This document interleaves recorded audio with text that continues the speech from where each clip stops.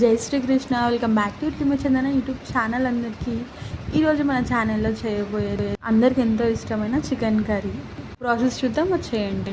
First మీరు ఎంతైతే chicken చేయాలి అనుకుంటున్నారో దానికి తగ్గట్టు తీసుకోండి. చికెన్ని బాగా ఫ్రెష్గా కడుక్కున్న తర్వాత కొంచెం అల్లం వెల్లి పేస్ట్, ఉప్పు, కారం అండ్ గరం మసాలా. ఇది హోమ్ మేడ్ అండి. రెసిపీ కావాలంటే కమెంట్ చేయండి. కొంచెం ఆయిల్ వేసుకున్నాక బాగా మిక్స్ చేసుకోవాలి. మనం మిక్స్ చేసుకోవడం ఎలా చేసుకోవాలి అంటే ప్రతి ముక్కకి మనం వేసుకున్న ఉప్పు, కారం, మసాలాస్ అవన్నీ పట్టేలా కలుపుకోవాలి. చూసారు కదండి చికెన్ పీస్ ఎంత బాగుందో. ముక్కకు అంతా పట్టేసింది ఉప్పు, కారం.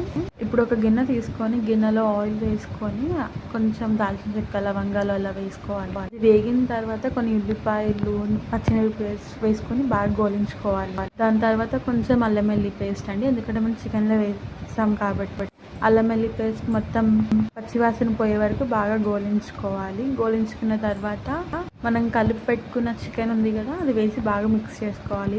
పచ్చిమిరపకాయలు, ఆయిల్ అంతా పట్టేలాగా.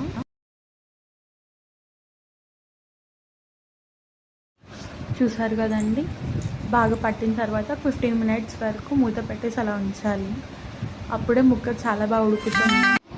నేను కాసేపు వరకు అలానే మూత పెట్టి ఉంచాను. చూడొచ్చు మీరు తర్వాత ఆ కర్రీ ఎంత గ్రేవీగా, పీసెస్ ఎంత మంచిగా ఉడికాయో. ఆయిల్ మొత్తం బయటకు వచ్చిందంటే పీసెస్ ఉడికినట్టే అండి. అయినా బాగా చూసుకోవాలి, ఎందుకంటే ఆయిల్ ఒక్కొక్కసారి బయటకు వచ్చేసిన పీసెస్ ఉడకవు. నా చికెన్ పీసెస్ అయితే నా దగ్గర చాలా బాగా ఉడికాయి. మీకు చూస్తూనే అర్థమైపోతుంది కదా.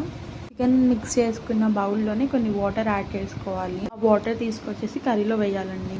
నాకు జ్యూసీ కావాలి కాబట్టి నేను వాటర్ యాడ్ చేసుకున్నాను.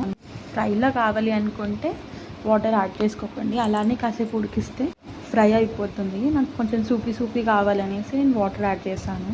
అంతే అండి, easy. Like and share, subscribe to ఇట్లు చందన యూట్యూబ్ ఛానల్.